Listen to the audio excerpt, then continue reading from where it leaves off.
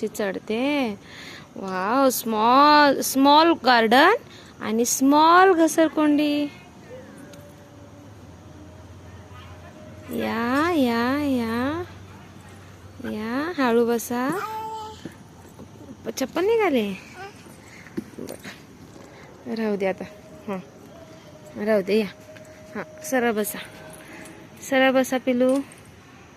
आयुक्ता आमची 20 महिन्याची पूर्ण झाली. 21वा महिना चालू झाला.